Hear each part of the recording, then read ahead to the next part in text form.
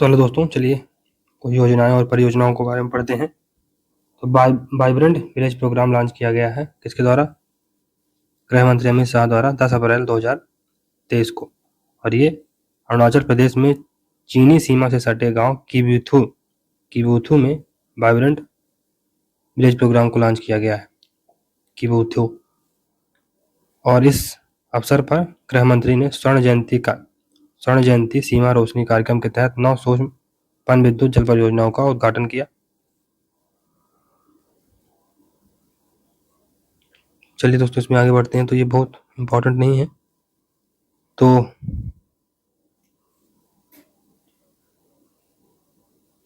कार्यक्रम का उद्देश्य क्या है कि 4 राज्यों और 1 केंद्र शासित प्रदेशों के 19 जिलों के 46 सीमावर्ती ब्लॉकों के 2967 गांवों को विकसित करना। फिर ये इसमें मेन ये याद रखिएगा कि जो वाइब्रेंट विलेज प्रोग्राम है, इसको 10 अप्रैल 2023 को गृह मंत्री अमित शाह ने अरुणाचल प्रदेश में चीन सीमा से सटे गांव किबुथु में लॉन्च किया है। बस आगे बढ़िए। सुरक्षित शहर परियोजना, तो इसे केंद्रीय गृह और सहकारिता मंत्री श्री अमित शाह ने बेंगलुरु में कर्नाटक में इसको स्वच्छ शहर परियोजना को 3 मार्च 2023 को इसका शुभारंभ किया है। तो ये याद रखिए, कहाँ? कर्नाटक के बेंगलुरु में। फिर पीएम कुसुम योजना, तो सरकार ने पीएम कुसुम योजना को मार्च 2026 तक बढ़ा दिया है क्योंकि इसके क्रियान्वयन की गति महामारी से बाधित हुई थी। प्रधानमंत्री किसान सुरक्षा एवं उत्थान महाअभियान पीएम कुसुम योजना ये 2019 में शुरू की गई थी, जिसका उद्देश्य भारत में किसानों के लिए ऊर्जा सुरक्षा सुनिश्चित करना है।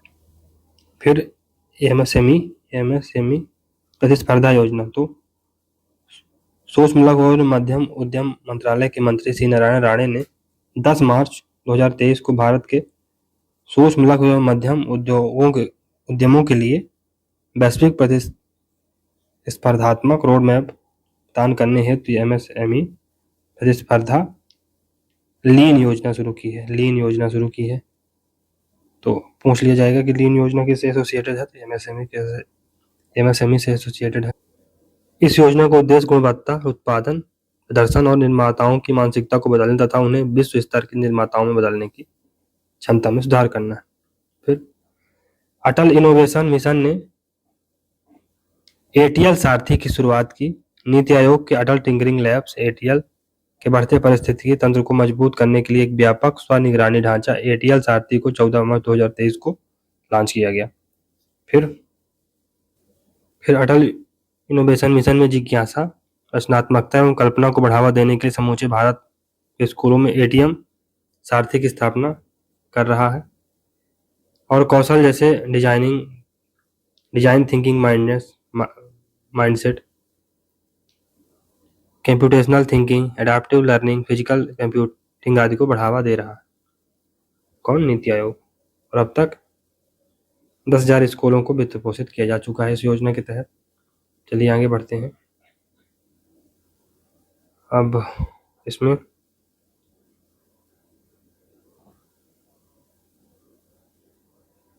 अटल इनोवेशन मिशन के तहत 1000 अटल टिंकरिंग लैब की स्थापना का लक्ष्य रखा गया है। फिर चलिए, इसमें अब बहुत ज़्यादा कुछ पढ़ने योग्य चीज़ नहीं है। इसमें यही था कि अटल इनोवेशन मिशन को एटीएल सारथी एक नहीं लॉन्च किया गया है, इसको याद रखिएगा, अटल इनोवेशन मिशन के तहत। फिर फलेरिया से निपटने के लिए एमडीए अभियान लॉन्च किया गया है। तो मास ड्रग एडमिनिस्ट्रेशन अभियान लॉन्च किया गया है इसके द्वारा केंद्रीय स्वास्थ्य मंत्री मनसुख मंडाविया ने। तो ये 10 प्रभावित राज्यों में फलेरिया रोगी दवाओं के घर घर वितरण के द्वारा फलेरिया रोग के प्रसार को समाप्त किया जाएगा। फिर बिहार, छत्तीसगढ़, झारखंड, महाराष्ट्र, उत्तर प्रदेश, पश्चिम बंगाल, कर्नाटक में संयुक्त परियोजना चली जा रही है। और सरकार ने वैश्विक लक्ष्य से 3 साल पहले 2027 तक फलेरिया को समाप्त करने का लक्ष्य घोषित किया है। तो ये बात है, 27 तक। फिर लिम्फेटिक फलेरिया एक पैरासाइट डिजीज है। यह बीमारी निमेटोड कीड़ों निमेटोड वर्म्स के कारण होती है। इसे हाथी पांव के नाम से भी जाना जाता है। यह संक्रमित मच्छरों द्वारा फैलता है और तीव्र एवं जीर्ण लक्षण पैदा कर सकता है। यह उष्णकटिबंधीय अफ्रीका और एशिया क्षेत्र में एक आम बीमारी है। फलेरिया के 8 प्रकार के निमेटोड ज्ञात हैं जो मानव को अपना निशाना बनाते हैं। फिर जो नमामि गंगे परियोजना है दोस्तों, ये दुनिया की 10 प्रमुख पहलों में शामिल की गई है। तो भारत सरकार द्वारा 2014 में गंगा नदी के प्रदूषण को कम करने और उसे पुनर्जीवित करने के उद्देश्य से शुरू की गई नमामि गंगे परियोजना पहल को संयुक्त राष्ट्र यूएन ने प्राकृतिक दुनिया को पुनर्जीवित करने वाली विश्व की 100 बहाली फ्लैगशिप पहलों में से एक की मान्यता दी है। तो इसमें नमामि गंगे के महानिदेशक श्री जी अशोक कुमार ने 14 दिसंबर 2022 को विश्व बहाली दिवस के अवसर पर मॉन्ट्रियल कनाडा में जैव विविधता पर कन्वेंशन के पक्षकार के 15वें सम्मेलन में आयोजित एक समारोह में यह पुरस्कार प्राप्त किया। अब इसमें स्वच्छ गंगा मिशन के पहले भी ग्लोबल वाटर इंटेलिजेंस 3 द्वारा ग्लोबल वाटर अवार्ड 2019 में public water agency of year का अवार्ड नमामि गंगे परियोजना ने जीता था। चलिए आगे बढ़ते हैं। प्रधानमंत्री कौशल को काम कार्यक्रम प्रधानमंत्री विरासत का संवर्धन पीएम विकास योजना के रूप में नामित किया गया। तो अल्पसंख्यक मामलों की मंत्री स्मृति ईरानी ने 15 दिसंबर 2022 को लोकसभा में एक प्रश्न के लिखित उत्तर में बताया कि प्रधानमंत्री कौशल को कार्यक्रम अब प्रधानमंत्री विरासत का संवर्धन पीएम विकास योजना का नाम दिया गया है। यह एकीकृत योजना मंत्रालय की 5 पूर्ववर्ती योजनाओं सीखो और कमाओ, उस्ताद, हमारी धरोहर, नई रोशनी, नई मंजिल को आपस में जोड़ती है। युवा 2.0 तो 30 वर्ष से कम उम्र के युवा नवोदित लेखकों को प्रोत्साहित कर देश में लेखकों की ऐसी धारा विकसित करना जो भारतीय विरासत, संस्कृति एवं ज्ञान प्रणाली को बढ़ावा देते हुए विभिन्न विषयों पर लिख सके उनके लिए भारत सरकार के शिक्षा मंत्रालय ने युवा 2.0 योजना लॉन्च की है। उसकी घोषणा 2 अक्टूबर 2022 को गांधी जयंती के अवसर पर किया गया है। तो युवा 2.0 योजना इंडिया 75 परियोजना के एक भाग के रूप में ही लागू की गई है। नेशनल बुक ट्रस्ट के माध्यम से लागू की जाने वाली इस योजना के तहत www.mygov.in के माध्यम से, ये अब कोई बड़ी बात नहीं है। चलिए मिशन ऑफ एक्सीलेंस, तो मिशन स्कूल ऑफ एक्सीलेंस तो एक मिशन विशेषक गुजरात में स्मार्ट कक्षाओं एवं कंप्यूटर प्रयोगशालाओं की स्थापना तथा राज्य में स्कूलों के बुनियादी ढांचे के माध्यम से शिक्षा व्यवस्था को मजबूत करने के लिए शुरू किया गया मिशन ऑफ स्कूल एक्सीलेंस। इसका शुभारंभ प्रधानमंत्री नरेंद्र मोदी ने गांधीनगर स्थित अदालज में 19 अक्टूबर 2022 को किया। मिशन स्कूल ऑफ एक्सीलेंस परियोजना के तहत गुजरात सरकार अगले 5 वर्षों में सरकार एवं अनुदान प्राप्त स्कूलों में नए क्लासरूम, स्मार्ट क्लासरूम एवं नई कंप्यूटर प्रयोगशालाओं का निर्माण 1000 करोड़ रुपए खर्चा करके करेगी। चलिए फिर इसमें ये जो AIIB है, AIIB विश्व बैंक एवं एशियन इंफ्रास्ट्रक्चर डेवलपमेंट बैंक ने इस परियोजना के लिए 7500 करोड़ रुपए ऋण हेतु मंजूरी दी है। चलिए इन आवर लाइफ टाइम अभियान तो हाल ही में पर्यावरण एवं जलवायु परिवर्तन मंत्रालय द्वारा संयुक्त राष्ट्र विकास कार्यक्रम UNDP के तहत प्राकृतिक इतिहास के राष्ट्रीय संग्रहालय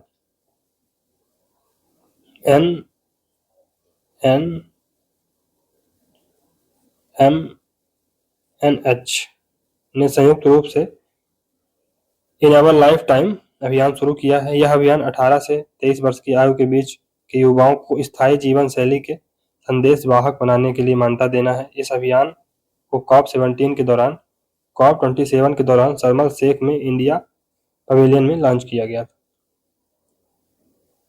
चलिए पूर्वोत्तर क्षेत्र के लिए प्रधानमंत्री की विकास पहल PM डिवाइन, तो उपयुक्त योजना को मंजूरी केंद्रीय मंत्रिमंडल द्वारा 12 अक्टूबर 2022 को दी गई।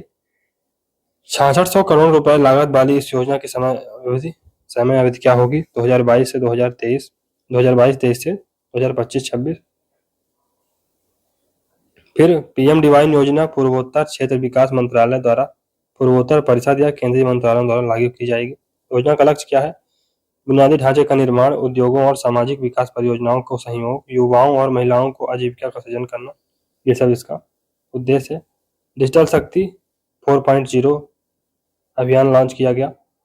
तो डिजिटल शक्ति अभियान को चौथा चरण 15 नवंबर 2022 को राष्ट्रीय महिला आयोग द्वारा लॉन्च किया गया।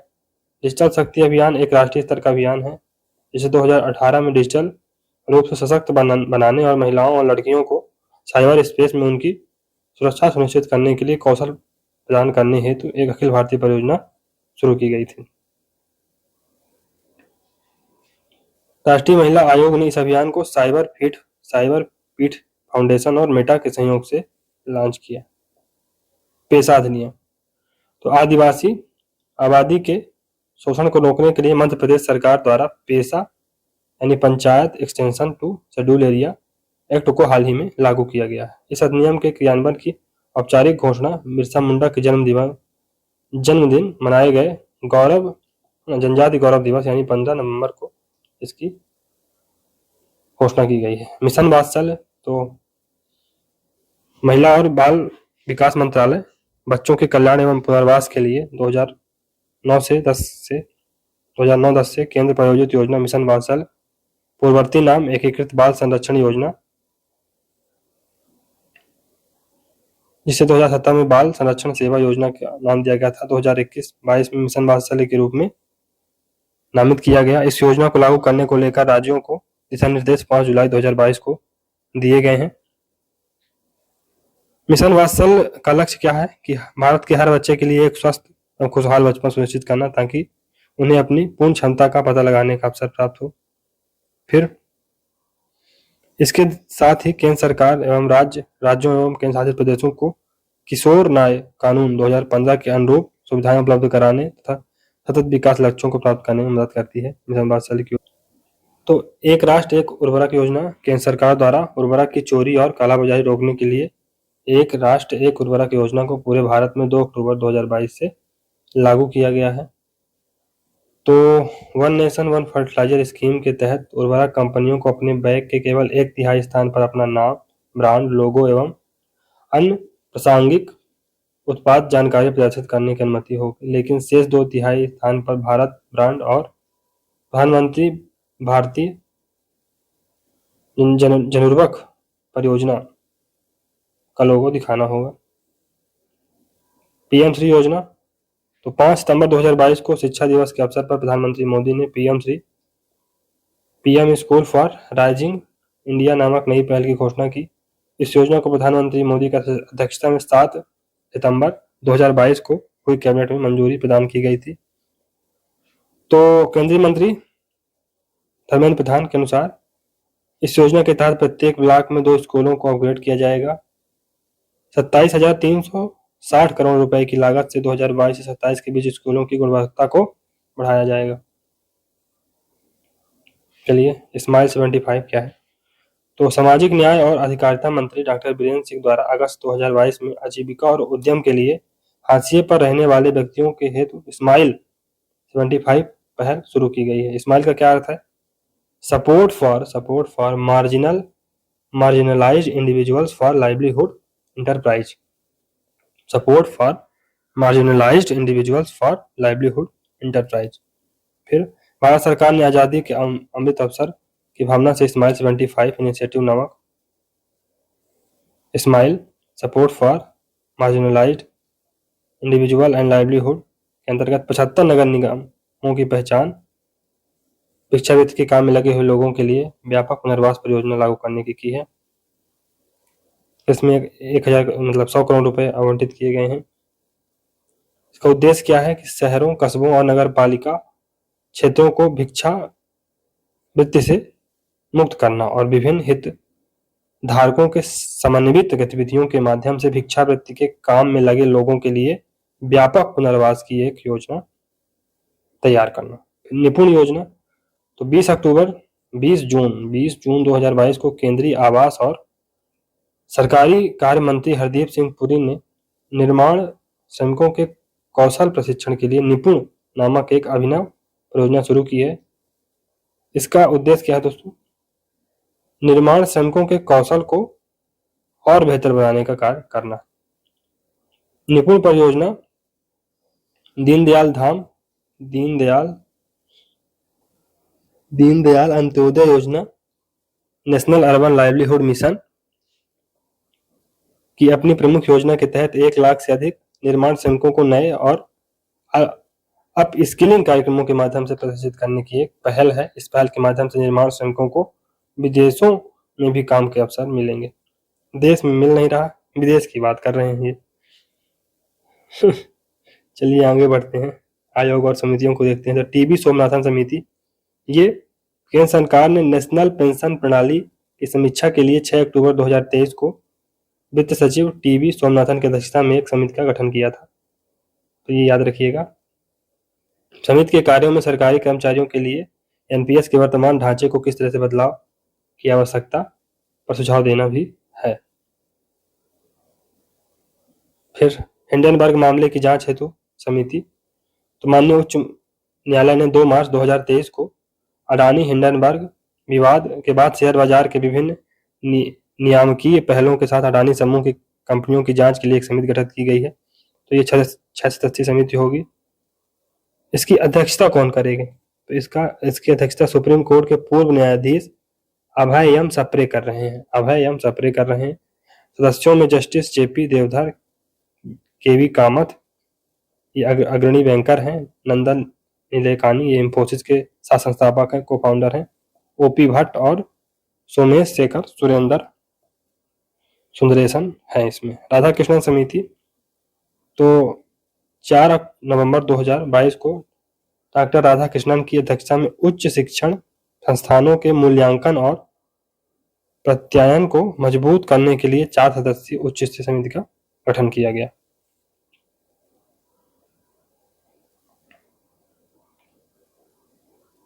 तो इसमें जो समिति है वो राष्ट्रीय शिक्षा नीति 2022 में परिकल्पित राष्ट्रीय प्रत्यायन परिषद के लिए एक रोड मैप तैयार करेगी। फिर इसमें अधिग्रहण नियमों की समीक्षा के लिए समिति का गठन, तो सेबी ने अधिग्रहण नियमों की समीक्षा के लिए हाल ही में एक उच्च स्तरीय समिति का गठन किया है। इस पहल का उद्देश्य उचित वैश्विक व्यवहार को अपनाकर वर्तमान नियमों को सरल और मजबूत बनाना है। ये एक 20 सदस्यीय समिति होगी। इसके अध्यक्ष कौन होंगे? एस जे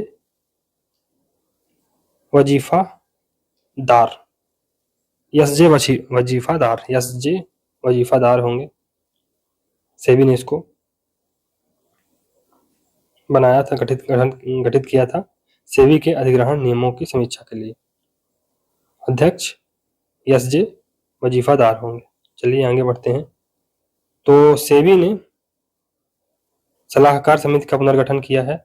तो बाजार नियामक सेबी ने विदेशी portfolio investment, foreign portfolio investment और सामाजिक शेयर बाजार से संबंधित अपनी सलाहकार समितियों का पुनर्गठन किया है। सेबी ने अपनी एफपीआई सलाहकार समिति के फेरबदल करते हुए पूर्व वित्त मंत्री हसमुख अधिया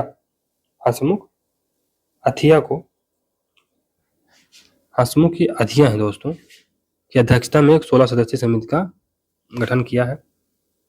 चलिए, जेबी बालकृष्णन समिति, तो धर्मांतरण कर चुके दलितों को अनुसूचित जाति का दर्जा प्रदान करने के मुद्दे पर अध्ययन करने के लिए एक आयोग का गठन अक्टूबर 2022 में किया गया। तो ये है इसमें। उसके अध्यक्ष कौन होंगे? Doctor KG. बालकृष्णन। सुब्रमण्यम समिति, तो 5 अगस्त 2022 को सेबी ने विदेशी निवेश को बढ़ावा देने के लिए भारत के पूर्व आर्थिक सलाहकार के.वी. सुब्रमण्यम की अध्यक्षता में एक समिति का गठन किया। समिति में विदेशी बैंकों, स्टॉक एक्सचेंज, निवेशकों और आरबीआई का प्रतिनिधित्व करने वाले। फिर द्वितीयक इस्पात पर सलाहकार समिति, तो इसकी जो अध्यक्षता करेंगे ये ज्योतिरादित्य सिंधिया करेंगे। चलिए आगे बढ़ते हैं। एमएसपी को अधिक प्रभावी बनाने के लिए समिति का गठन किया गया है। तो इसको पूर्व कृषि सचिव संजय अग्रवाल की अध्यक्षता में यह समिति गठित की गई है, जिसमें एमएसपी को अधिक प्रभावशाली बनाने का मतलब कार्य ढांचा तैयार किया जाएगा। अध्यक्ष कौन होंगे? संजय अग्रवाल। सचिव पूर्व कृषि सचिव संजय अग्रवाल होंगे। केवी कामत कमेटी, तो 16 जून 2022 को सेबी द्वारा हाइब्रिड प्रतिभूतियों यानी हाइब्रिड जो सिक्योरिटीज होती हैं पर एक सलाहकार समिति का गठन national bank for financing infrastructure एवं डेवलपमेंट के अध्यक्ष केवी कामत की अध्यक्षता में किया है। चलिए सुरेश प्रभु समिति, तो केंद्र सरकार ने सितंबर 2022 में राष्ट्रीय सहयोग नीति का मसौदा तैयार करने के लिए पूर्व केंद्रीय मंत्री सुरेश प्रभु की अध्यक्षता में एक समिति का गठन किया है।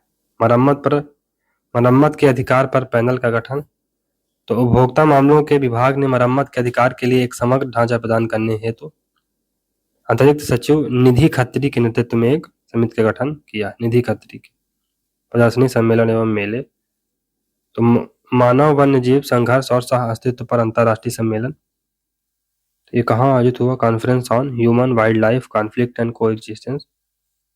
तो ये दोस्तों ऑक्सफोर्ड की मतलब यूनाइटेड किंगडम के ऑक्सफोर्ड में इस कॉन्फ्रेंस को आयोजित किया गया था। एससीओ पर्यटन प्रशासन प्रमुख की बैठक, एससीओ पर्यटन प्रशासन प्रमुखों की बैठक, तो 17 मार्च 2023 को काशी वाराणसी में संघाई यानी एससीओ के पर्यटन प्रमुख के प्रमुखों की बैठक आयोजित की गई। इस बैठक में काशी को एससीओ की पहली पर्यटन और सांस्कृतिक राजधानी घोषित किया गया है। बैठक में year of tourism development in the SCO space in 2023 की योजना को स्वीकार किया गया है। पर्यटन प्रशासन की एससीओ प्रमुख की अगली बैठक 2024 में कजाकिस्तान में आयोजित की जाएगी। फिर दुनिया का सबसे बड़ा पर्यटन व्यापार शो आईटीबी बर्लिन 2023, तो आईटीबी बर्लिन 2023 का आयोजन 7 से 9 मार्च 2023 को ओपन फॉर चेंज नारे के साथ जर्मनी में आयोजित किया गया। तो इसका आधिकारिक मेजबान जॉर्जिया था।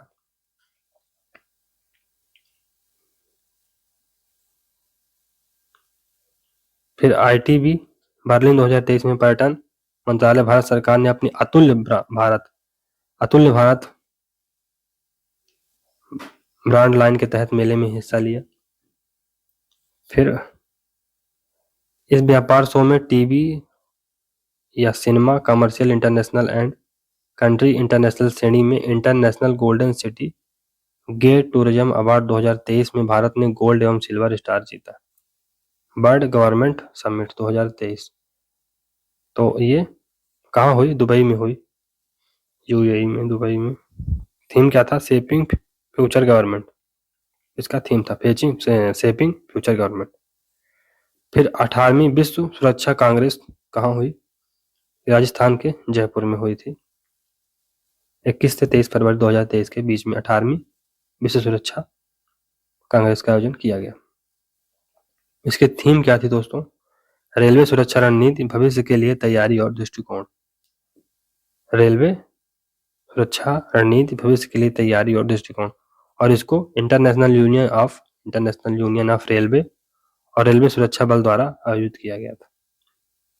30वीं राष्ट्रीय बाल विज्ञान कांग्रेस, तो ये गुजरात के अहमदाबाद में हुई। इसकी थीम क्या थी? Understanding ecosystem for health and balance. Understanding ecosystem for health and balance.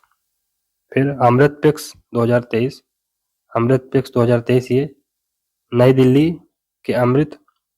Delhi के प्रगति मैदान में केंद्रीय संचार मंत्री अश्विनी वैष्णव द्वारा भारतीय डाक टिकट प्रदर्शनी अमृतपेक्स 2023 का उद्घाटन किया गया। तो संचार मंत्रालय के तहत डाक विभाग द्वारा इस 5 दिवसीय कार्यक्रम का आयोजन किया गया। प्रदर्शनी में डाक टिकटों के माध्यम से भारत की समृद्ध संस्कृति, विरासत और इतिहास को प्रदर्शित किया गया। स्पेन में अंतर्राष्ट्रीय पर्यटन प्रदर्शनी ये फितूर विश्व की सबसे बड़ी अंतर्राष्ट्रीय पर्यटन प्रदर्शनियों में से एक FITUR feria international de turismo international tourism fair का आयोजन स्पेन के मैड्रिड में 18 से 22 जनवरी 2023 को हुआ। तो ग्वाटेमाला को इस वर्ष इस प्रदर्शनी में साझे यानी पार्टनर कंट्री का दर्जा दिया गया था। इसकी थीम क्या थी? Citizen of the world we are tourism. Citizen of the world we are tourism. चलिए, 23वां राष्ट्रमंडल विधि सम्मेलन, तो ये कहाँ हुआ था? इसका उद्घाटन गोवा के राज्यपाल श्री बी एस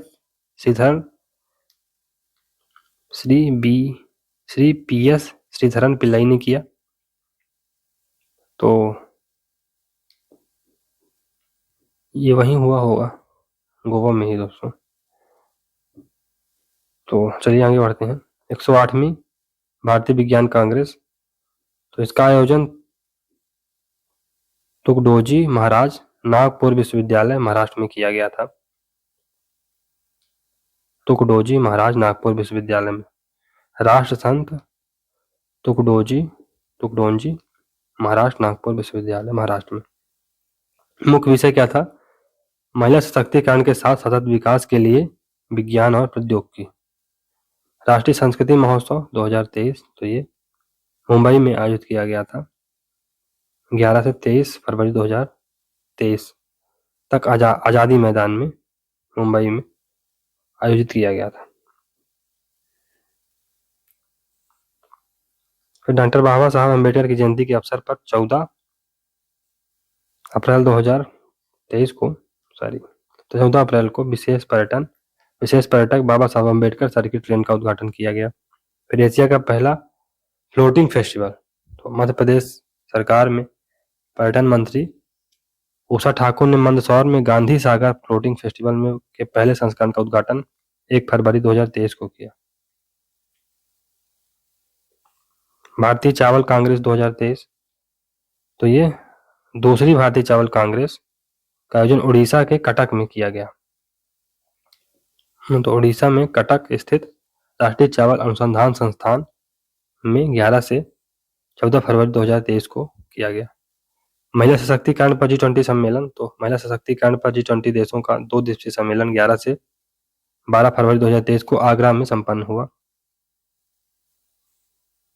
इसमें फिक्की की तत्कालीन अध्यक्ष डॉक्टर रेड्डी की अध्यक्षता में संपन्न इस सम्मेलन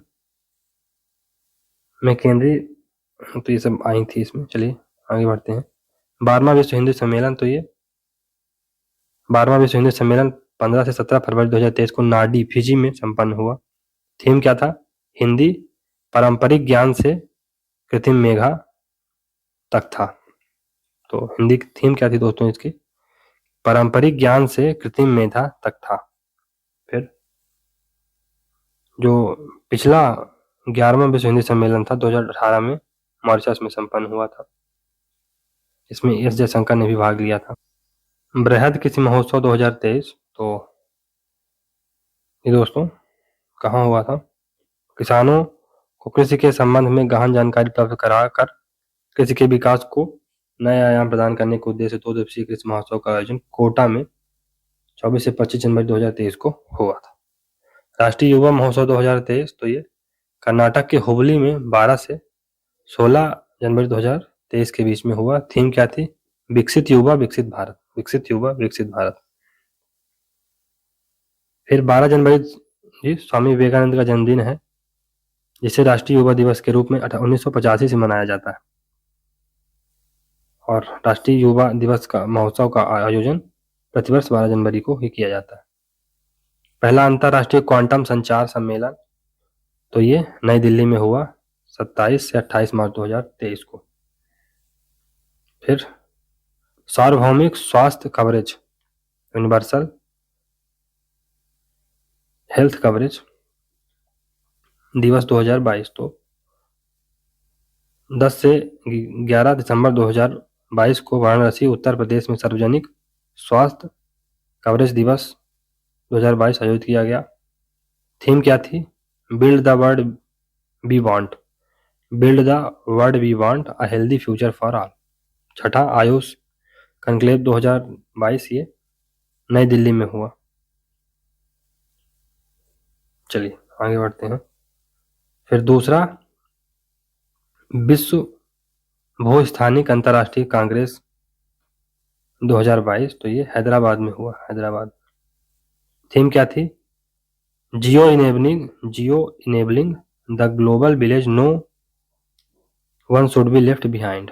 जियो enabling the global village, no one should be left behind. Canada में बायोडायवर्सिटी पर COP15 का सम्मेलन हुआ। कहाँ? कनाडा में। तो कनाडा के मॉन्ट्रियल में बायोडायवर्सिटी पर दुनिया के 195 देशों का 15वां COP15 7 से 19 दिसंबर 2022 तक आयोजित किया गया। COP15 2020 में चीन के कुनमिंग में होना था, लेकिन कोविड महामारी के कारण यह सम्मेलन नहीं हो सका और इसका सम्मेलन कनाडा में आयोजित किया गया। इसकी अध्यक्षता चीन के पास ही है, याद रखिएगा। अंतर्राष्ट्रीय टेलीमेडिसिन सम्मेलन का 18वां संस्करण टेलीमेडिकॉन 2022, तो ये कहाँ हुआ? सम्मेलन कोच्चि के अमृता अस्पताल में आयोजित किया गया था। कोच्चि के अमृता अस्पताल में। थीम क्या थी? सतत टेलीमेडिसिन और डिजिटल स्वास्थ्य के माध्यम से स्वास्थ्य प्रणालियों को मजबूत करना। चलिए, नो मनी फॉर टेरर सम्मेलन 2022 कहाँ हुआ? आतंक के लिए कोई वित्त नहीं। तो ये नई दिल्ली, भारत में आयोजित हुआ। कब से? 18 से 19 नवंबर 2022 के बीच में। और नो मनी फॉर टेरर फ्रांसीसी सरकार की एक पहल है। इसका पहला आयोजन 2018 में किया गया था। फिर वर्ल्ड डेयरी समिट, ये नई दिल्ली में international dairy federation world dairy summit का आयोजन किया गया था। थीम क्या थी इसकी? आजीविका और पोषण के लिए डेयरी, आजीविका और पोषण के लिए डेयरी। खनिज और धातु क्षेत्र में संसाधन दक्षता और सर्कुलर इकोनॉमी पर अंतर्राष्ट्रीय सम्मेलन, ये नई दिल्ली के प्रगति मैदान पर हुआ। मुख्य विषय क्या था? Resources efficiency and circular economy in mineral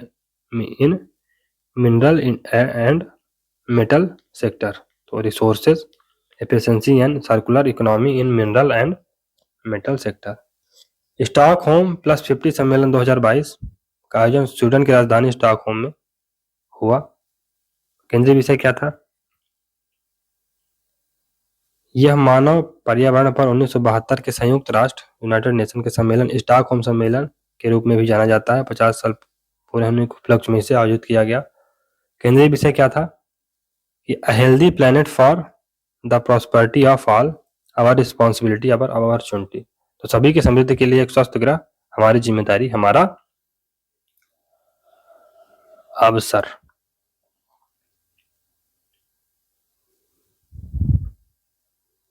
फिर एससीओ के रक्षा मंत्रियों की बैठक, तो ये उज्बेकिस्तान के ताशकंद में हुई थी। पहला होम्योपैथी अंतर्राष्ट्रीय स्वास्थ्य शिखर सम्मेलन 2022, तो ये दुबई में हुआ है, पहला संस्करण। थीम क्या थी? जलवायु परिवर्तन और ग्लोबल वार्मिंग के कारण होने वाली बीमारियां। पहला केंद्र राज्य विज्ञान सम्मेलन, तो ये अहमदाबाद गुजरात में हुआ है, साइंस सिटी जिसे कहा जाता है, 10 से 11 सितंबर 2022 को। फिर हरित पोत रिसाइकलिंग और वाहन स्क्रैपिंग पर अंतर्राष्ट्रीय सम्मेलन गुजरात के गांधीनगर में हुआ, 12 सितंबर 2022 को। फिर विश्व कार्य शिखर सम्मेलन 2022, तो ये जिनेवा में हुआ है। इसका थीम क्या थी? कई वैश्विक संकटों से निपटना, मानव केंद्रित पुनर्प्राप्ति और लचीलापन को बढ़ाना। फिर बायो एशिया 2022, ये हैदराबाद के तेलंगाना में इसका आयोजन किया गया, 20वें संस्करण का। मुख्य विषय क्या था? Advancing for one, shaping the next generation humanised health care. अंतर्राष्ट्रीय साहित्य उत्सव, तो इसका आयोजन शिमला में 16 से 18 जून 2022 को हुआ। फिर संयुक्त राष्ट्र मरुस्थलीकरण रोकथाम अभियान, अभी समय COP15 2022। तो इसका आयोजन कहाँ हुआ था? आइवरी कोस्ट डी आइवर, पश्चिमी अफ्रीका के एबिजॉन शहर में यूनाइटेड नेशन कॉन्फ्रेंस ऑन, ये जो संयुक्त राष्ट्र मरुस्थलीकरण रोकथाम अभी समय के कॉन्फ्रेंस ऑफ पार्टीज के 15वें सत्र को संबोधित किया गया। इसके थीम देख लीजिए दोस्तों, land life legacy from scarcity to prosperity, land life legacy from scarcity to prosperity. तो भारत ने जमीन को रेतीला होने से रोकने के संबंध में संयुक्त राष्ट्र के समझौते COP 14 सम्मेलन की मेजबानी की थी, 2019 में हुआ था। भारत मौजूदा समय में इसका अध्यक्ष है, ये भी याद रखिएगा। 48वीं अखिल भारतीय पुलिस कांग्रेस तो भोपाल में हुई है। इस अवसर पर गृह मंत्री ने भोपाल में नेशनल फोरेंसिक साइंस यूनिवर्सिटी बनाने की घोषणा की। नेशनल फोरेंसिक साइंस यूनिवर्सिटी कहाँ बनेगी? भोपाल में, नेशनल फोरेंसिक साइंस यूनिवर्सिटी। फिर जीतो कनेक्ट वैश्विक शिखर सम्मेलन, ये पुणे में हुआ 6 से 9 मई के बीच में। विश्व विज्ञान प्रौद्योगिकी के क्षेत्र में क्या हुआ है? तो स्वयं रोबोटिक्स द्वारा विकसित भारत का पहला स्वदेशी चौपाया रोबोट। तो आत्मनिर्भर भारत पहल के हिस्से के रूप में हैदराबाद स्थित स्वयं रोबोटिक्स ने रक्षा क्षेत्र के लिए भारत का पहला स्वदेशी चौपाया 4 पैर वाला रोबोट और एक्सोस्केलेटन विकसित किया। चलिए, स्वदेशी रोबोट और पहनने योग्य स्केलेटन को DRDO labs research and development establishment Pune और डिफेंस बायो इंजीनियरिंग एवं इलेक्ट्रो मेडिकल लेबोरेटरी बेंगलुरु के सहयोग से विकसित किया गया है। चलिए, भारत की पहली हाइड्रोजन ट्रेन, तो केंद्रीय रेल मंत्री अश्विनी वैष्णव ने हाल ही में प्रथम देश की पहली स्थानीय रूप से डिजाइन एवं निर्मित हाइड्रोजन ट्रेन के 2023 के अंत तक चलने की घोषणा की है। इन हाइड्रोजन से चलने वाली ट्रेनों को वंदे मेट्रो के नाम से जाना जाता है। पहली हाइड्रोजन ट्रेन कालका से शिमला हेरिटेज सर्किट पर दिसंबर 2022 तक चलेगी और कालांतर में इसे अन्य स्थानों पर चलाया जाएगा। तो पहली हाइड्रोजन ट्रेन कालका से शिमला हेरिटेज सर्किट पर चलेगी। चलिए आगे बढ़ते हैं। स्काई UTM, तो भारत का पहला drone air traffic management system launch हुआ। तो केंद्रीय मंत्री नितिन गडकरी ने देश के पहले drone air traffic management system sky UTM का फरवरी 2023 में अनावरण किया है, ये याद रखिएगा। स्काई UTM पहला drone air traffic management system. फिर भारत की पहली सौर कार ईवा, तो ग्रेटर नोएडा के ऑटो एक्सपो 2023 में भारत की पहली 16 से चलने वाली कार प्रदर्शित की गई। यह कार पुणे की स्टार्टअप कंपनी वेब मोबिलिटी द्वारा प्रदर्शित की गई। इस कार का नाम ईवा है। चलिए आगे बढ़ते हैं। दुनिया का पहला सैटेलाइट आधारित 2 वे सक्षम मैसेजिंग समाधान क्वालकॉम टेक्नोलॉजीज इंक ने दुनिया का पहला स्नैपड्रैगन सैटेलाइट लॉन्च किया। यह स्मार्टफोन के लिए दुनिया का पहला सैटेलाइट आधारित 2 वे सक्षम मैसेजिंग समाधान है। IIT रुड़की की शोध टीम ने नए जीवाणुरोधी अणु की खोज की। तो IIT रुड़की के शोधकर्ताओं ने हाल ही में एक नए जीवाणुरोधी छोटे अणु IITR 00693 की खोज की है, जो दवा प्रतिरोधी संक्रमणों से लड़ने में मदद करेगा। देश की पहली इलेक्ट्रिक फार्मूला रेसिंग कार, तो IIT मद्रास के छात्रों ने 28 नवंबर 2023 को देश की पहली electric formula racing car launch की है। कार RF-23 को पूरी तरह से छात्रों के समूह टीम रफ्तार ने बनाया। चलिए कुछ और पढ़ते हैं। तो इस कार को बनाने वाली टीम, जिसको दुनिया के प्रसिद्ध कार्यक्रम यानी फार्मूला स्टूडेंट जर्मनी मेगास 2023 में ले जाने पर विचार कर रही है। यहाँ दुनिया भर की सर्वश्रेष्ठ टीमें हिस्सा लेती हैं। IIT जोधपुर ने खोजा शुद्ध हाइड्रोजन बनाने की तकनीक। तो IIT जोधपुर के वैज्ञानिकों ने कृत्रिम प्रकाश संश्लेषण प्रक्रिया से उच्च शुद्धता वाली हाइड्रोजन बनाने की तकनीक विकसित की है। यह तकनीक साधारण और कम लागत पर शुद्ध हाइड्रोजन प्राप्त करने में उपयोगी होगी। फिर Sindhuja 1 ocean wave energy converter महासागर तरंग ऊर्जा परिवर्तक। तो IIT मद्रास के शोधकर्ताओं ने एक ओशन वेव एनर्जी कन्वर्टर विकसित किया है जो समुद्री तरंगों से बिजली को निर्मित कर देगा। इस डिवाइस को तमिलनाडु के तूतीकोरिन के तट से लगभग 6 किलोमीटर दूर 20 मीटर की गहराई वाले स्थान पर तैनात किया गया था। तो चलिए आगे बढ़ते हैं। इसमें बहुत सारी फालतू की जानकारी दी हुई है दोस्तों, केवल ये याद रखिएगा कि IIT मद्रास ने सिंधुजा 1 बनाया है और ये वेव ओशन एनर्जी कन्वर्टर है जिसमें जो समुद्री तरंगों से बिजली को उत्पन्न कर देगा। भारत का पहला 3D प्रिंटेड कॉर्निया, तो इसे हैदराबाद के शोधकर्ताओं द्वारा विकसित किया गया है। बस आगे चलिए। रोशनी, तो चेन्नई स्थित राष्ट्रीय महासागर प्रौद्योगिकी संस्थान NIOT द्वारा एक लालटेन विकसित की गई है। यह भारत की पहली खारे पानी से चलने वाली लालटेन है जिसे रोशनी नाम दिया गया। ये खारे पानी से चलेगी रोशनी और इसे NIOT चेन्नई स्थित NIOT ने लॉन्च किया।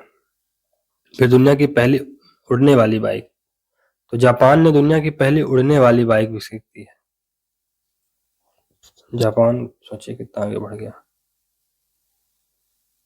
फिर कोरोना वेरिएंट ओमिक्रॉन BA.I पर प्रभावी वैक्सीन को मंजूरी। 15 अगस्त 2022 को ब्रिटेन ने कोरोना वेरिएंट ओमिक्रॉन BA.I पर प्रभावपूर्ण वैक्सीन बिवालेंट को मंजूरी प्रदान की है और ऐसा करने वाला पहला देश बन गया है। इस वैक्सीन को फार्मा कंपनी मॉडर्ना USA ने विकसित किया। फिर फ्यूल फ्लिप एनर्जी ने विकसित किया भारत का पहला एयर गैस मिक्सर। तो fuel flip energy air gas mixer का निर्माण करने वाली पहली कंपनी है। यह एक ऐसा उत्पाद है जो बरसों से अधिक समय से दोहरे ईंधन प्रणालियों के उपयोग और स्थापना के साथ पूर्ण अनुसंधान और विकास के बाद भारत में, तो भारत का दोस्तों अपनी तरह का पहला ब्रेन हेल्थ क्लिनिक खुला है। कहाँ खुला है? ये इसका उद्घाटन बेंगलुरु के कर्नाटक में किया गया, बेंगलुरु के कर्नाटक में। तो बस अब यही है इसमें, और क्या।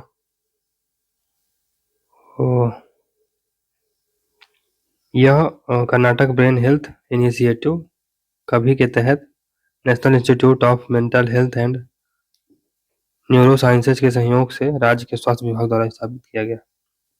अंतरिक्ष प्रौद्योगिकी, तो स्काई रूट ने किया क्रायो इंजन धवन 2 का सफल परीक्षण। तो निजी अंतरिक्ष तकनीक स्टार्टअप स्काई रूट एरोस्पेस ने पूरी तरह से 3D printed cryogenic engine Dhawan 2 का 200 सेकंड का सफल परीक्षण 4 अप्रैल 2023 को किया।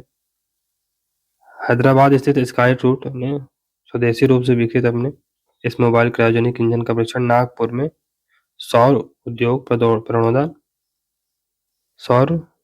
उद्योग प्रणोदन परीक्षण सुविधा केंद्र में किया। फिर सौर मंडल का सबसे अधिक चंद्रमाओं वाला ग्रह, तो 12 नए चंद्रमाओं की खोज के साथ बृहस्पति को सबसे अधिक चंद्रमाओं वाला ग्रह अब बन चुका है। तो ये याद रखिएगा, बृहस्पति के पास कुल 92 चंद्रमा है। दूसरे स्थान पर शनि है जिसके पास 83 चंद्रमाएं हैं। फिर बृहस्पति के चंद्रमा यूरोपा पर पता लगाने के लिए नासा आने वाले दिनों में यूरोपा क्लिपर मिशन को लॉन्च करेगा। यूरोपा क्लिपर मिशन को कौन लॉन्च करेगा? यूएसए का नासा। फिर फाल्कन 9 रॉकेट से 40 वन वेव उपग्रह लॉन्च। तो 9 मार्च 2023 को Cape Canaveral Space Force Station Florida से स्पेसएक्स कंपनी के प्रक्षेपण वाहन रॉकेट फाल्कन 9 से वन वेव के 40 इंटरनेट उपग्रहों का सफल परीक्षण किया गया। फिर स्पेस सिस्टम डिजाइन लैब, तो भारतीय राष्ट्रीय अंतरिक्ष संवर्धन और प्राधिकरण केंद्र इन स्पेस द्वारा हाल ही में अहमदाबाद में स्पेस सिस्टम डिजाइन लैब का उद्घाटन किया गया। कहाँ किया गया है? अहमदाबाद में। फिर इसरो ने पृथ्वी पर वापसी में सक्षम रॉकेट RLB का सफल परीक्षण किया। तो ये रीयूजेबल लॉन्च व्हीकल है। इसका परीक्षण किसने किया है? इसरो ने। कर्नाटक के चित्रदुर्ग एरोनॉटिकल टेस्ट रेंज में किया है। रीयूजेबल प्रक्षेपण वाहन की लैंडिंग का सफल परीक्षण किया गया। तो यह प्रक्षेपण वाहन लॉन्च व्हीकल उपग्रह को भेजने के बाद धरती पर वापस लौट सकेगा। फिर अमेरिका, जापान, चीन जैसे देश भी रीयूजेबल लॉन्च व्हीकल पर काम कर रहे हैं। एलन मस्क की जो स्पेसएक्स है, पहली निजी क्षेत्र की कंपनी है जिसने 2015 में रीयूजेबल लॉन्च व्हीकल का सफल परीक्षण किया था। कंपनी ने इसे फाल्कन 9 और फाल्कन हैवी नाम दिया। स्पेसएक्स ने लॉन्च किए 54 स्टारलिंक उपग्रह। तो एलन मस्क की कंपनी स्पेसएक्स ने अपने फाल्कन 9 रॉकेट से 54 स्टारलिंक उपग्रहों को 28 दिसंबर 2022 को लॉन्च किया। चलिए आगे बढ़ते हैं। नासा के पहले चंद्र से मंगल मिशन के पहले अध्यक्ष बने हैं अमित छत्री। भारतीय मूल के अमेरिकी सॉफ्टवेयर और रोबोटिक इंजीनियर अमित छत्री को नासा के लिए चंद्र से मंगल कार्यक्रम का पहला अध्यक्ष नामित किया गया है। नासा ने अपने मून मिशन आर्टेमिस सेकंड के लिए 4 अंतरिक्ष यात्रियों को चुना। अमेरिका के नील आर्मस्ट्रांग 20 जुलाई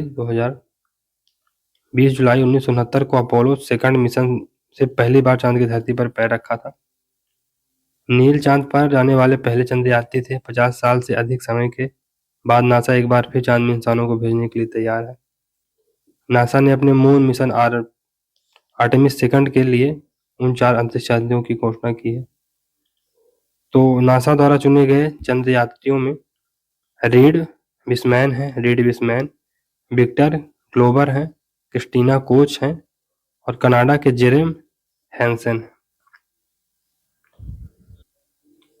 पूर्व प्रधानमंत्री अटल जी के नाम पर तारे का नाम। तो भारत रत्न पूर्व प्रधानमंत्री स्वर्गीय अटल बिहारी वाजपेयी के नाम पर एक तारे का नामकरण किया गया है। यह तारा 1405, 25.3, 60, 28, 51.8 निर्देशांक वाला है। तो यह सूर्य के सबसे निकट का तारा है। तो इसमें अब क्या पढ़ें, चले आगे। श्रीहरिकोटा में देश का पहला निजी लॉन्च पैड स्थापित। तो भारत के अंतरिक्ष कार्यक्रम में 28 नवंबर 2022 को एक नए युग की शुरुआत हुई। स्टार्टअप अग्निकुल कॉस्मॉस ने हरिकोटा के सतीश धवन अंतरिक्ष केंद्र में देश का पहला निजी लॉन्च पैड और मिशन नियंत्रण केंद्र स्थापित किया। बृहस्पति पर समुद्रयान की खोज के लिए जूस मिशन। तो यूरोपियन स्पेस एजेंसी ने 14 अप्रैल 2023 को फ्रेंच गुयाना के कॉरू अंतरिक्ष केंद्र से बृहस्पति पर समुद्री जीवन की खोज के लिए जूस मिशन को सफलतापूर्वक प्रक्षेपित किया। 2021 में बृहस्पति कक्षा में पहुंचने के बाद जूस कैलिस्टो से 200 किलोमीटर और यूरोपा और गैनीमेड चंद्रमाओं की कक्षा में प्रवेश कर जाएगा। नासा का आर्टेमिस फर्स्ट मून मिशन पूरा। तो अमेरिकी अंतरिक्ष एजेंसी नासा का आर्टेमिस 1 मून मिशन 11 दिसंबर 2022 को पूरा हो गया है। इस रात 11:10 पर ओरियन स्पेसक्राफ्ट 14 लाख मील की चंद्र यात्रा पूरी कर मैक्सिको के ग्वाडालूप द्वीप के पास प्रशांत महासागर में लैंड किया। फिर साउंडिंग रॉकेट अपाचे 200 का सफल परीक्षण। तो इसरो ने अपने बहुउपयोगी साउंडिंग रॉकेट RH-200 का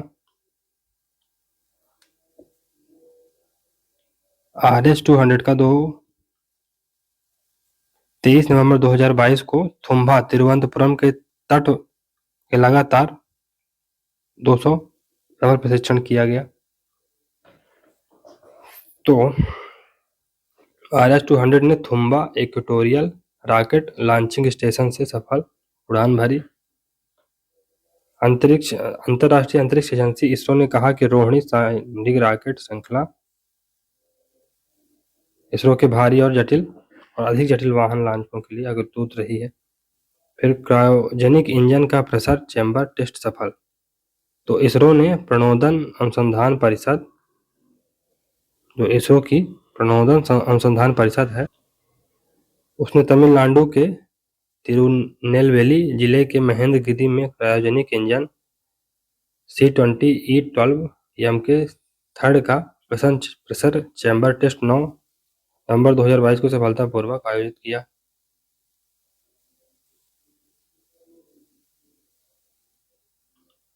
फिर LBM 3 के 3 चरण का रॉकेट है। पहली बार इसरो ने निजी प्रक्षेपण यान के लिए रॉकेट प्रणाली की आपूर्ति की। तो इसरो ने पहली बार देश में निर्मित निजी प्रक्षेपण यान की मदद के लिए रॉकेट प्रणाली की आपूर्ति की है। इसरो ने अपनी उड़ान टर्मिनेशन प्रणाली FTS की आपूर्ति 7 नवंबर 2022 को चेन्नई स्थित अंतरिक्ष प्रौद्योगिकी स्टार्टअप अग्निकुल कॉस्मॉस को प्रदान की।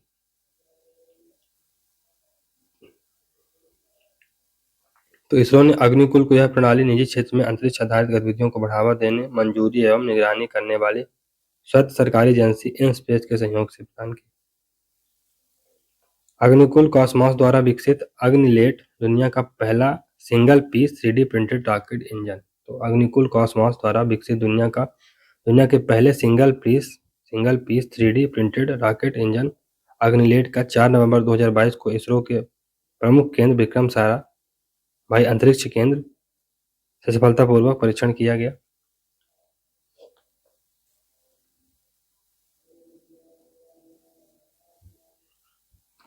अग्निकुल कॉस्मॉस ने पहले दिनों में IIT मद्रास रिसर्च पार्क में भारत की पहली रॉकेट बनाने की फैक्ट्री स्थापित करेगा। फिर नासा का सेंटिनल 6B मिशन, तो यूएसए के नासा ने हाथोर्न कैलिफोर्निया US के एलोन मस्क की स्पेस एक्सप्लोरेशन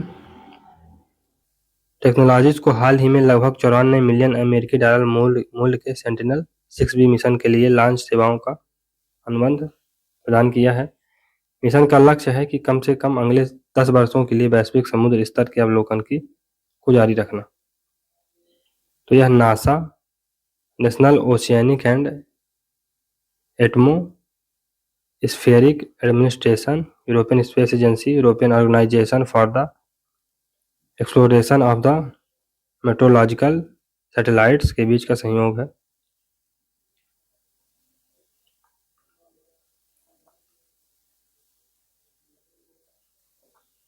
चलिए, इसरो द्वारा IAD तकनीक का सफल परीक्षण। तो 3 सितंबर 2022 को भारतीय अंतरिक्ष अनुसंधान संगठन इसरो ने इनफ्लेटेबल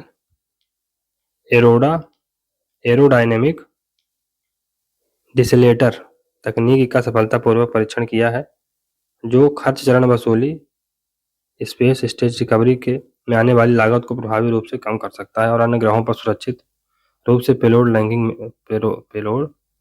लैंडिंग में सहायता कर सकता है। यह IAD को विक्रम साराभाई स्पेस सेंटर द्वारा डिजाइन और विकसित किया गया है। Thumba equatorial rocket launching station से रोहिणी साउंडिंग रॉकेट के साथ इसका सफल परीक्षण किया गया। फिर चंद्रमा पर नया भूवैज्ञानिक मानचित्र। चंद्रमा का नया भूवैज्ञानिक मानचित्र हाल ही में चीन द्वारा चंद्रमा का नया व्यापक भूवैज्ञानिक मानचित्र जारी किया गया है। चंद्रमा का अब तक का सबसे विस्तृत नक्शा मानचित्र है। तो चीनी वैज्ञानिकों ने चांग ई प्रोजेक्ट नामक चीनी चंद्र अन्वेषण परियोजना के आंकड़ों के आधार पर उच्च रिजोल्यूशन स्थलाकृत मानचित्र बनाया है।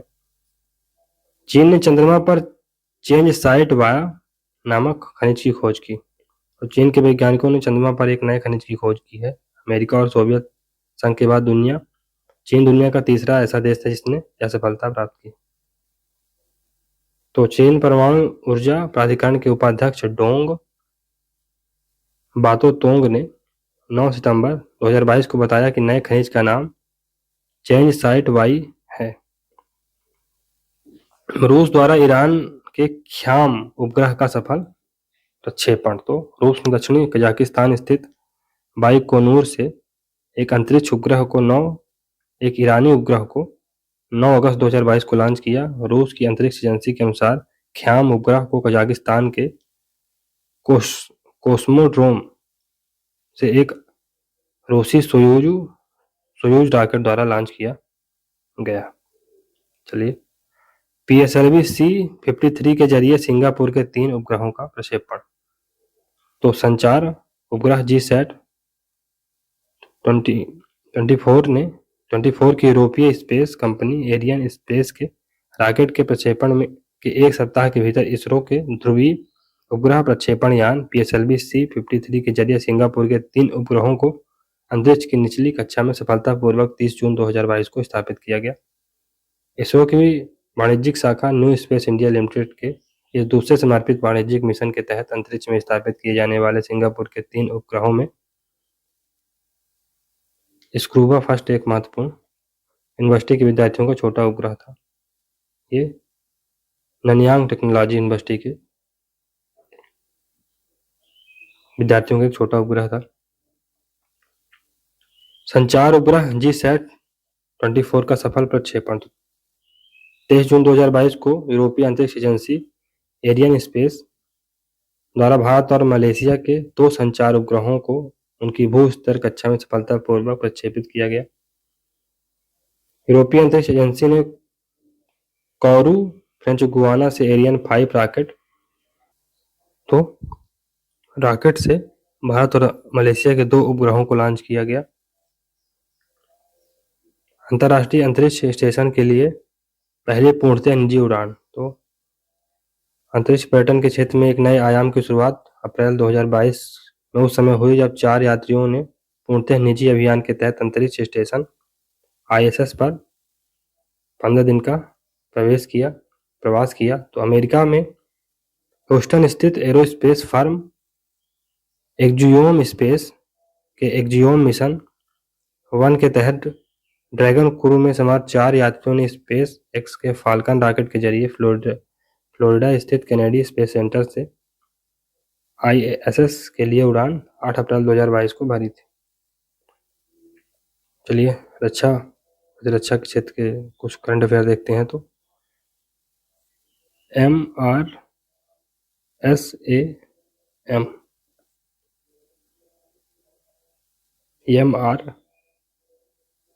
ESAM का सफल परीक्षण। 7 मार्च 2023 को INS विशाखापट्टनम से भारतीय नौसेना द्वारा मध्यम दूरी की सतह से हवा में मार करने वाली मिसाइल का सफल परीक्षण किया गया। भारत डायनेमिक्स लिमिटेड में DRDO और इजराइल एरोस्पेस इंडस्ट्रीज द्वारा संयुक्त रूप से विकसित MRSAM के परीक्षण से जहाज रोधी मिसाइलों को टारगेट करने की क्षमता प्रमाणित हुई है। फिर पृथ्वी सेकंड मिसाइल का सफल परीक्षण। तो 10 जनवरी 2023 को ओडिशा के चांदीपुर तट के एकीकृत परीक्षण रेंज से कम दूरी की बैलिस्टिक मिसाइल पृथ्वी सेकंड का सफलतापूर्वक परीक्षण किया गया। तो पृथ्वी सेकंड मिसाइल भारत के परमाणु रोधी क्षमता का एक अभिन्न हिस्सा है। इसकी मारक क्षमता 350 किलोमीटर है। फिर 2023 में भारत के और यह पूर्णतः स्वदेश में विकसित मिसाइल है।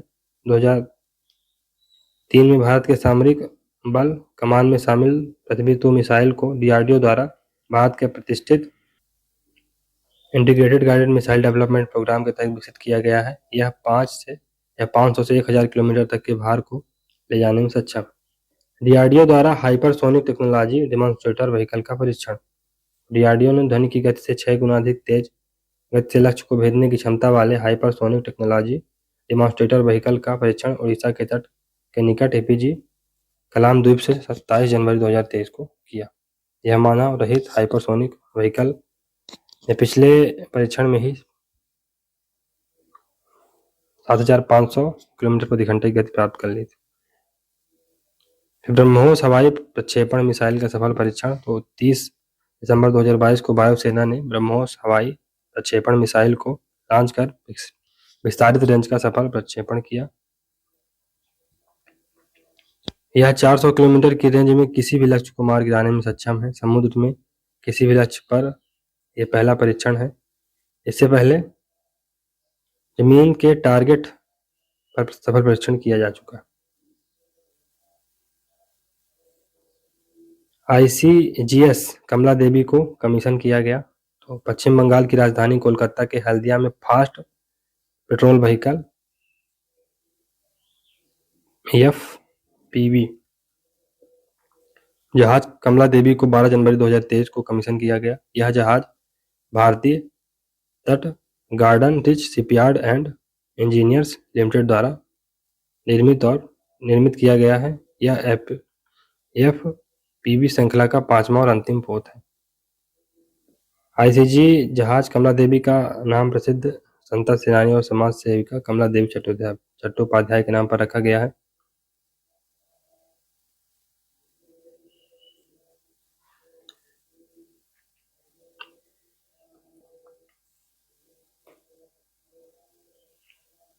INS बागीर नौसेना में शामिल। तो भारतीय नौसेना ने 23 जनवरी 2023 को 5वीं डीजल इलेक्ट्रिक कलवारी श्रेणी के पनडुब्बी बागीर को नौसेना अध्यक्ष एडमिरल R हरि कुमार की उपस्थिति में नौसेना में शामिल किया। बागीर ये डीजल इलेक्ट्रिक कलवारी श्रेणी की पनडुब्बी।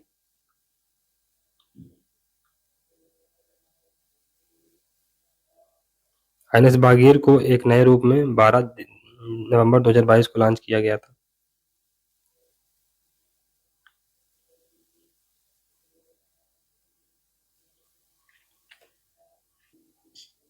फिर बागीर उन 6 पनडुब्बियों में से एक है जो Mazagon dock ship builders limited Mumbai द्वारा प्रोजेक्ट 75 के तहत निर्मित की जा रही है। इस पनडुब्बी को फ्रेंच मेंबर्स नेवल ग्रुप के सहयोग से बनाया गया है। तो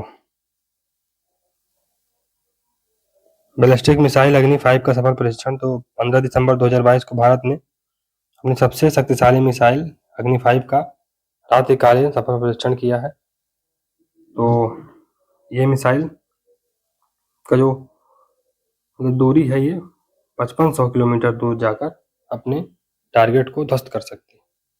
इस मिसाइल को DRDO और भारत डायनेमिक्स लिमिटेड के संयुक्त प्रयास से बनाया गया है।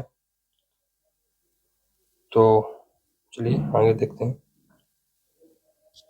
हल्का लड़ाकू हेलीकॉप्टर प्रचंड वायुसेना में शामिल। तो भारतीय वायुसेना की मारक क्षमता में वृद्धि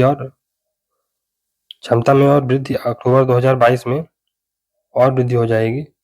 उस समय हुई जब स्वदेश निर्मित हल्के लड़ाकू हेलीकॉप्टर LCH उसके बेड़े में शामिल कर दिए गए। इन हेलीकॉप्टरों का विकास और निर्माण हिंदुस्तान एरोनॉटिकल्स लिमिटेड हाल के द्वारा किया गया है। प्रचंड इसका नाम है। और इसमें चलिए स्वदेशी परमाणु पनडुब्बी अरिहंत ने बैलिस्टिक मिसाइल का सफल परीक्षण। तो स्वदेशी परमाणु पनडुब्बी अरिहंत से बैलिस्टिक मिसाइल का सफल परीक्षण। तो सामरिक क्षेत्र में एक और बड़ी सफलता भारत ने अक्टूबर 2022 में उस समय प्राप्त की जब देश की पहली स्वदेशी परमाणु पनडुब्बी INS अरिहंत से ballistic missile submarine launched ballistic missile का सफल परीक्षण किया गया। डीआरडीओ द्वारा अग्नि प्राइम मिसाइल का सफल परीक्षण। तो डीआरडीओ ने अक्टूबर 2022 को स्वदेशी रूप से विकसित नई पीढ़ी की मध्यम दूरी की बैलिस्टिक मिसाइल अग्नि प्राइम का ओडिशा के तट पर स्थित एपीजे अब्दुल कलाम द्वीप से सफलतापूर्वक मतलब इसका परीक्षण किया है। मिसाइल की रेंज क्या है? 1000 से 2000 किलोमीटर। फिर एंटी रेडिएशन मिसाइल रुद्रम। तो अपनी मारक क्षमता में तीव्र वृद्धि के लिए भारतीय वायुसेना ने अगली पीढ़ी की anti radiation missile next generation anti radiation missile Rudram को अपने बेड़े में शामिल करने की तैयारी शुरू कर दी है। इसे डीआरडीओ द्वारा विकसित किया गया है। ये एयर टू सरफेस मिसाइल है, ये भी याद रखिएगा। चलिए, मध्यम दूरी की बैलिस्टिक मिसाइल अग्नि 3 का सफल परीक्षण। तो 23 नवंबर 2022 को उड़ीसा के एपीजे अब्दुल कलाम द्वीप से अग्नि 3 मिसाइल का सफल प्रक्षेपण सफलतापूर्वक किया गया। अग्नि 3 परमाणु सक्षम इंटरमीडिएट रेंज बैलिस्टिक मिसाइल है। इसकी रेंज 3000 किलोमीटर से अधिक है और यह 1.5 टन से अधिक का पेलोड ले जाने में सक्षम। तो भारतीय देश की पहली anti submarine corvette INS Arnala launch की गई है। तो ये भारतीय नौसेना ने तमिलनाडु के कट्टुपल्ली चेन्नई में स्थित लार्सन एंड टुब्रो शिपयार्ड में anti submarine warfare shallow border craft जहाज आईएनएस अर्नला को लॉन्च किया। भारतीय नौसेना के लिए ऐसे 50 और जंगी जहाज बनाए जाएंगे। इसे garden rich shipyard ship builders एवं इंजीनियर्स लिमिटेड कोलकाता पश्चिम बंगाल द्वारा बनाया गया। 5वीं स्कॉर्पियन पनडुब्बी बागीर नौसेना को सौंपी गई। तो 5वीं स्कॉर्पियन वर्ग की पारंपरिक पनडुब्बी प्रोजेक्ट 77 की बागीर कलवरी क्लास की पनडुब्बी Mazagon dock ship builders limited Mumbai Maharashtra द्वारा भारतीय नौसेना को सौंपी गई। तो स्कॉर्पियन की छठी एवं अंतिम पनडुब्बी बगसीर को अप्रैल 2022 में पानी में लॉन्च किया गया था। 2023 के अंत तक भारतीय नौसेना में सौंपे जाने की योजना। पहली पनडुब्बी आईएनएस कलवारी को दिसंबर 2017 में, दूसरी पनडुब्बी आईएनएस खंडेरी को सितंबर 2018 में, तीसरी पनडुब्बी आईएनएस करंज को मार्च 2021 में, चौथी पनडुब्बी आईएनएस बेला को नवंबर 2021 में कमीशन किया गया। तो ये याद रखिएगा। चलिए, स्कॉर्पियन पनडुब्बी है।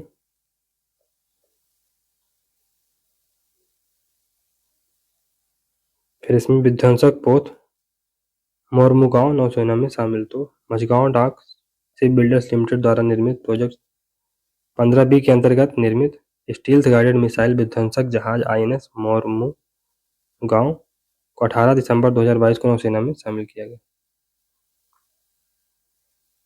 फिर ballistic missile defence interceptor ND-1 का सफल परीक्षण। तो डीआरडीओ ने स्वदेश में विकसित ballistic missile defence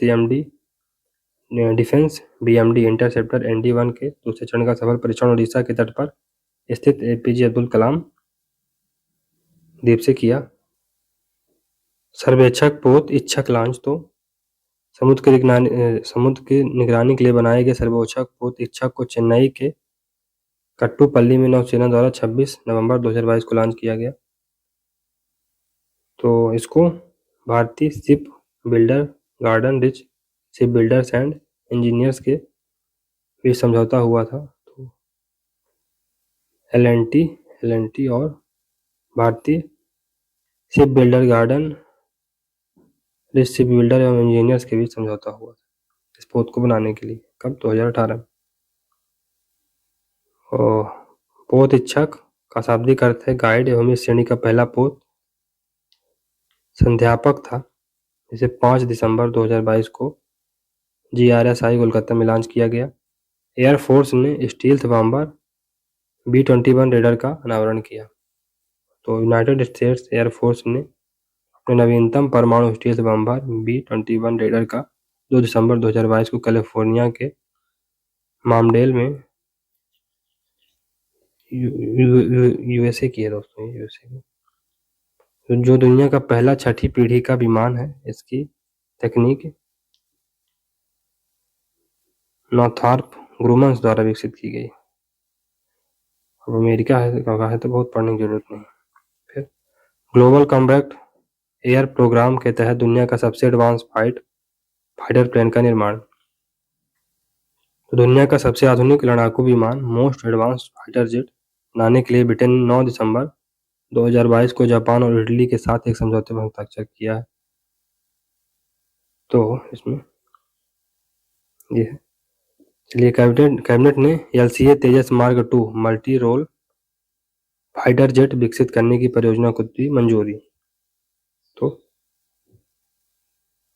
LCA Tejas Mark 2 multi role fighter jet विकसित करने की परियोजना को 2 सितंबर 2022 को मंजूरी दी गई। इसमें 10,000 करोड़ रुपए से अधिक की लागत से पूरा किया जाएगा इसको, और इसे हिंदुस्तान एरोनॉटिकल्स लिमिटेड द्वारा निर्मित किया जाएगा, ये किया गया।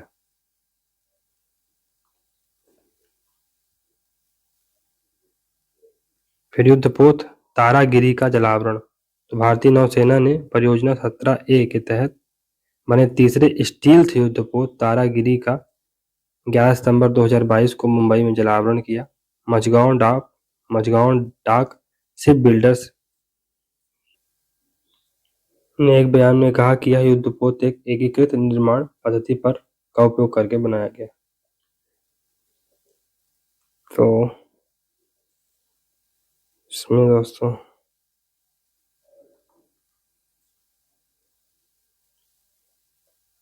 चलिए आगे बढ़ते हैं। भारत का पहला पायलट रहित ड्रोन वरुण जुलाई 2022 में प्रधानमंत्री नई दिल्ली में डॉक्टर अंबेडकर इंटरनेशनल सेंटर में आयोजित नौसेना नवाचार एवं स्वदेशीकरण संगठन संगोष्ठी स्वावलंबन को संबोधित करने के दौरान भारतीय नौसेना के लिए देश निर्मित पायलट रहित ड्रोन का अनावरण किया। तो वरुण ड्रोन को एक स्टार्टअप सागर डिफेंस इंजीनियरिंग के निर्माताओं द्वारा डिजाइन और विकसित किया गया है, और इसमें एक व्यक्ति को डिजाइन और विकसित किया गया है। इसमें एक व्यक्ति को अंदर ले जाने की क्षमता है वरुण ड्रोन। चलिए, DRDO और नेवी द्वारा VLSR-SAM मिसाइल का सफल परीक्षण। तो DRDO और भारतीय नौसेना ने 23 अगस्त 2022 को ओडिशा के तट पर एकीकृत परीक्षण रेंज चांदीपुर से vertical launch short range surface to air missile VLSR-SAM का सफल परीक्षण किया।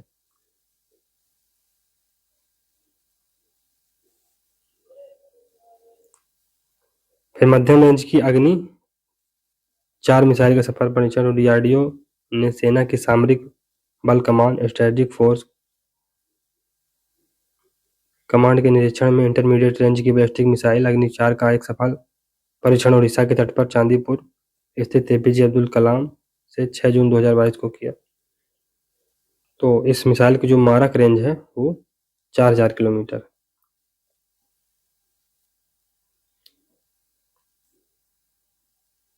फिर पृथ्वी 2 मिसाइल का रात्रिकालीन परीक्षण। तो DRDO ने ओडिशा के चांदीपुर स्थित एकीकृत परीक्षण रेंज से स्वदेश में निर्मित पृथ्वी सेकंड मिसाइल का सफलतापूर्वक रात्रि में 15 जून 2022 को परीक्षण किया। यह सतह से सतह तक मार करने वाली इस मिसाइल के पहले भी अनेक परीक्षण किए जा चुके हैं। यह सतह से सतह मार करती है, यानी सरफेस टू सरफेस। इसकी जो परमाणु क्षमता संपन्न यह मिसाइल 350 किलोमीटर की दूरी तक प्रहार कर सकती है। DRDO द्वारा high speed expendable aerial target अभ्यास का परीक्षण। तो DRDO ने एक और बड़ी उपलब्धि उस समय प्राप्त की जब स्वदेश निर्मित high speed expendable aerial target HEAT, जिसे अभ्यास नाम दिया गया, का सफल परीक्षण उड़ीसा के तट पर चांदीपुर स्थित एकीकृत सफल रेंज से 29 जून 2022 को किया गया। अभ्यास को DRDO के वैमानिक विकास प्रतिष्ठान यानी एरोनॉटिकल डेवलपमेंट एस्टेब्लिशमेंट के द्वारा विकसित किया गया। कुल मिलाकर DRDO द्वारा इसको विकसित किया गया। ब्रह्मोस मिसाइल के पोतरोधी संस्करण का सफल परीक्षण। तो भारतीय नौसेना और अंडमान निकोबार कमान ने super sonic cruise missile BrahMos के पोतरोधी संस्करण का संयुक्त रूप से 27 अप्रैल 2022 को सफलतापूर्वक परीक्षण किया।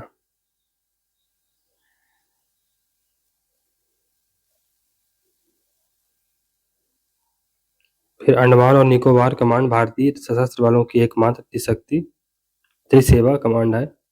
आईसीजीएस सक्षम को मिला कमीशन। तो भारत के रक्षा सचिव डॉक्टर अजय कुमार ने 16 मार्च 2022 को गोवा में 105 मीटर ऑफ शोर पेट्रोल वेसल श्रेणी की श्रृंखला में 5वें भारतीय तटरक्षक आईसीजीएस सक्षम को कमीशन कर दिया।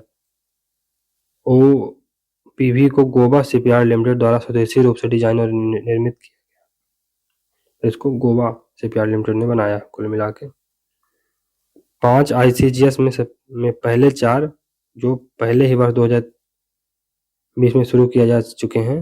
आईसीजीएस सचेत पहला था, आईसीजीएस सुजीत दूसरा था, आईसीजीएस सार्थक तीसरा था, आईसीजीएस सजग चौथा था। भारतीय तटरक्षक बल में शामिल होने के बाद आईसीजीएस सक्षम कोच्चि में स्थित होगा। तो कोच्चि में इसको प्लेस किया जाएगा। नवीनतम पुस्तकें देख लेते हैं दोस्तों।